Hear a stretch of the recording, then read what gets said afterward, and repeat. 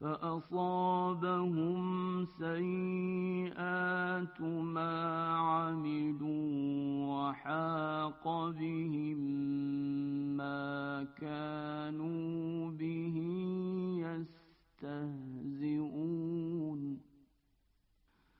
તેમના બુરા અમાલના નતીજાઓ તેમના સુધી પહોંચ્યા અને જે અઝાબની તેઓ મશ્કરી કરતા હતા તેના લીધે જ તેમને ઘેરી લીધા.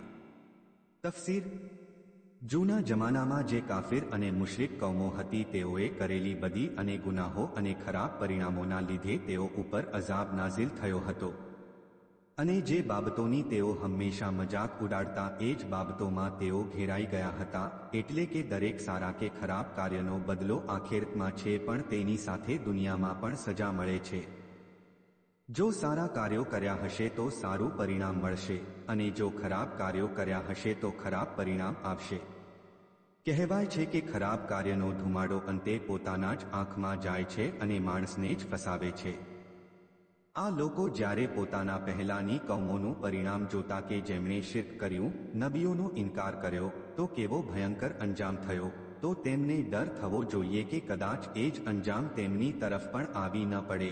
પણ તેઓ જૂના જમાનામાં જે થયું તેનાથી કંઈ શીખ્યા નહીં અને તેઓ ઉપર અઝાબ આવી પડ્યો.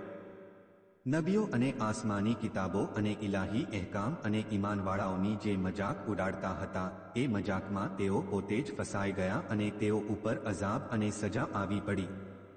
ચેતવણી: કાફિર અને મુશરિક લોકોની હાલત જોઈ આપણા લોકોની જે હાલત છે તેની ઉપર પણ ધ્યાન રાખવું જોઈએ. જો આપણા અમલ પણ તે અધર્મીઓ જેવા છે, જેમ કે બેહયાઈ, બેઅદબી, લોકોની આબરૂ જવા દેવી, ખયાનત કરવી અને બીજા લોકોની વસ્તુનું ધ્યાન ન રાખવું, ગેરપરહેઝગારી તરફ જવું, લડાઈ ઝઘડા કરવા, અલ્લાહની નાફરમાની કરવી, નફ્સની ચાહત તરફ જવું વગેરે. આ બધી બુરાઈઓના લીધે ખાલી અધર્મીઓને સજા નહીં થાય. જો આપણે પણ આવા ખરાબ કાર્ય કરશું તો દુનિયા અને આખિરતમાં આપણને પણ સજા થઈ શકે છે.